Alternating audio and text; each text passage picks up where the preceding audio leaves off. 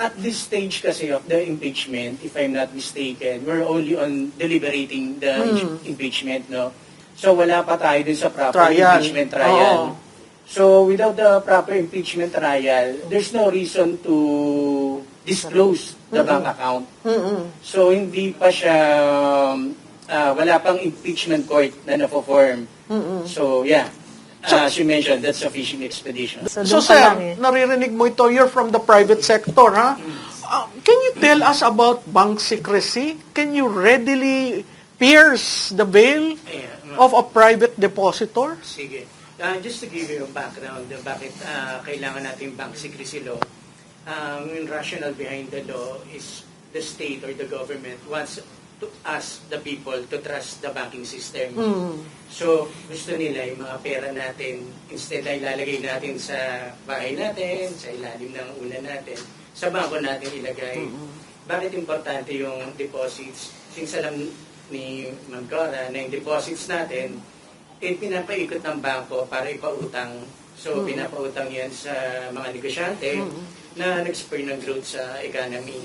So, yun ang important. So, what is the bank secrecy law, yung RA 1405? RA 1405 is was created, it states that all deposits of whatever nature, including investment bonds issued by the government, are of purely confidential in nature. And no person or government official, even government official and offices can access your bank records except for 4 reasons. First is the signed waiver of the depositor themselves. So yung mismong may-ari ng account. Correct. So signed waiver. Pangalawa, in cases of impeachment. So pangatlo, per cases involving bribery and dereliction of duty. And the fourth is when the funds in question is the subject matter of the litigation. So hindi siya pwede na, for example, sinampahan kayo ng libel, titingnan nyo yung bank account ng tao. So the criminal act should be connected to the bank account bago natin buksan. So bawal yung fishing expedition na bubuksan ko yung account ko, buksan mo yung account ni Malutikia, tingnan natin kung ano magagamit natin para sa impeachment. Pwede ba yun? Yes, oo. So, may mga tao na gustong i-circumvent yung bank secrecy law natin. No? However, pag pumunta ka sa bangko or nagsubpoena ka sa isang bank officer requesting for a bank statement of account, liable si bank officer kung mag-provide siya ng... so hindi yan yung pag may subpoena? Yes, unless they fall under dun sa 4 reasons na nabanggit. So question, can the bank open the account of a private individual? Open mean access? Yes. A third party asking you open the bank accounts of Juan de la Cruz? No. The bank officer himself, no, cannot access. Can the bank open the bank accounts of a previous president? No. Can the bank open the account of the husband of an incumbent official? No. So technically, limited. When the subpoena, just in case there's a ongoing court case, kailangan specify yung Sir, diretso ko, may impeachment. Gusto nilang buksan ng account ni BP, ni PRRD, ng asawa ni BP. Pwede ba yon? At this stage kasi of the impeachment, if I'm not mistaken, we're only on deliberating the impeachment, no? So wala pa tayo dun sa proper impeachment trial. So without the proper impeachment trial, there's no reason to disclose the bank account. So hindi pa siya, wala pang impeachment court na na-form. So yeah. As you mentioned, that's a fishing expedition. That's a fishing expedition, right? So if the House Committee on Justice gives you a subpoena, you as a bank manager, will Without that... the impeachment. without the just the House. Yes, the bank officer will be criminally liable under the law. Yes. What is the impact to the economy if we start shaking the banks? Siyempre, mawawala yung tiwala sa mga bangko. Di ba? Pwede kang magka-bank run.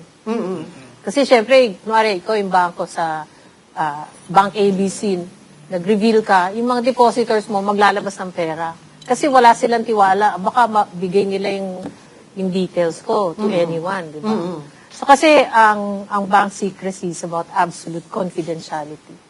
Unless talagang may matigas na rason para ilabas yun, hindi sila maglalabas. Yes. And aside din sa bank secrecy of bank deposits, meron din tayong FCDU Act, the Foreign Currency Deposit Act. Yes. Ito mas stricter to. Even with the court case, you cannot open the bank account unless there is a waiver from the depositor. So, ang rationale naman Kaya behind pala yung this, dating speaker, hindi mabuksan yung... yeah. So, mas maganda kung dollar yung account mo sa bank. Oo, kasi may dollar siya eh. Dun Kasi sa... pag nawala yung tiwala sa mga bangko, magkaka-systemic risk ka. So, with the crisis, Yan, and with dadagdag ka pa. the shaking, Dadagdag ka pa. that is bad for... The whole system. Interesting. And the investment people who are looking Yeah, exactly, to mag-invest diba? ako dito sa Pilipinas, pero sandali lang. Talagang Ang gulo ninyo mapapag-isip. sa... Tapos Dami. ito sa bank. Daming issue. So, economic, financial, banking, and then security. All facets of government and governance right now is affected. By just the impeachment of the Vice President. And the Middle East and crisis. the Middle East crisis. Sir, ano naman ang AMLA? Meron pakialam si AMLA sa mga bangko? Ang AMLA is actually tinatawag nila ito yung high-tech bypass ng bank secrecy law eh. Kasi even without the court order, Masisilip nila. However, ang safeguard mechanism nito is AMLA works like a silo. Independent sila. Even Congress cannot summon AMLA to produce bank records of a person. So, sa bangko kasi, daily, we have to file a report, what we call CTR and STR. CTR is for covered transactions, which is 500,000 and up. STR is suspicious transaction, regardless of the amount. Sir, pati hindi nyo nakuha yung mga maleta at saka yung sa yung nawawalang pondo. Yes. Oo. Actually, what happened etong sa flood control scandal, it should be AMLA at the center of this investigation. Because the movement, the channel is money. Without the money changing hands, makokontrol sana yung corruption. So, again, going back, we have yung CTR and STR. Covered transaction for 500,000 and up, and suspicious transaction regardless of the amount. Kasi yung iba, sinicircumvent yung 500, 300 muna, 300 withdrawal, hanggang makuha nila yung buong amount. So, meron naman na, halimbawa, Katulad yung kay Yusek Cabral. Sorry interrupt ako ng interrupt. Di ba yung dalawa niyang anak nakuha lahat ang pondo dun sa account ni Yusek Cabral na ilabas? Oo. Yun yung hindi nila na categorize as suspicious account. Yes, like for example, ma'am, meron tayong isang business lang, isa parang street vendor. Biglang nag-deposit siyang 300,000. Kumbaga, abnormal siya dun sa Red flag na yun, no? Average. So, eto, like for example, kung government employee tayo, ng source of income natin is our income, salary, tapos biglang may billions o hundreds of millions of account ka, dapat na-flag na yan ng bangko from the very start Na-flag na yan Even the withdrawals, if you have a legitimate transaction, why would you choose cash? When you have other modes of payment like manager's check, wire transfer, bakit ang nakikita natin is yung mga mali-malita na cash. So definitely, pag ang isang government employee is nag-withdraw ng cash na substantial amount, this should have been reported na sa AMLA as suspicious transaction. From there sana, na-action na ni AMLA. Kasi hindi siya commensurate doon sa source of income eh. So would you, sir, say So that... ang nakikita ko nga missing link dito is from the very start, bakit hindi na-cite yung mga bangko Yes. with all these billions in withdrawals? Yes. So bakit even the existing investigation, bakit parang wala yung hindi napapag-usapan yung paano na kakapag-withdraw sila na hindi naman commensurate sa income nila? Tsaka paano nagkakaroon sila ng account na... Ngayon, AMLA, parang working as an independent organization, should have looked into the transactions. Bakit ito? They have that power, right? They have the on their power. own, yeah. And then they recommend. I'm not sure of the law, but I think they have to go through the courts of appeal to get the bank records. Oo. Kahit Pero AMLA. even Congress cannot ask or request AMLA, o AMLA mo ang may plunder dito, pa-investigahan yata. Hindi pwedeng. Dapat it should emanate from AMLA itself. And AMLA is supposed to be apolitical, right? Yes. Political. Should be a political. Should not be used for political motives. Oo, kasi nagamit yan I've heard kay from the Corona. news that a congressman is calling AMLA to Yes. investigate, So, hindi pwedeng i-dictate ng Congress ang AMLA. Should be the proper channels. Actually, Malu, meron pang ang isang transaction na dapat tignan nila kasi, di ba, nagpapalit ng 2 maleta ba yun? Na dollar. Oo, into dollars. Into dollars. So, yung nagpalit ng into dollars na yun, mukhang hindi bangko eh. Mukhang money market. Money market, Ano, oo. So, dapat tinitignan na rin ng AMLA yun or ng BSP. Sir, narinig nyo ito? Ito ba parte ng intelligence network na kailangan na flag, 'di ba? Kasi pag nakita mong movement of large amounts of money, isn't that intelligence work? Yeah, kung talagang serious yung ating mga namamalakad sa gobyerno, including yung mga intelligence units, ay makikita talaga yan. So, dahil nga sa paliwanag kanina, lumalabas na yung AMLA itself, mukhang may connivance dun sa I'm not saying talagang baka. Oo, baka lang, Ang duda ko, hawak din nila yung yung kasi ngayon they are weaponizing all agencies, the police, the military, and many others, So hindi malayo na maaring sunod-sunuran na lang yung taga-AMLA. And yung land bank itself, in cahoots na rin dun Which sa is the major depository account of kasi the Public yan, Works Fund. I can even recall na, kasi nung I was a battalion commander sa Mindanao, yung tinatawag na voluntary offer to sell, na yung sa CARP, may lumapit sa akin na ano siya. Yan, sir, lupa. Yung Lupa ito, oo. Ba't ko biglang na-recall to?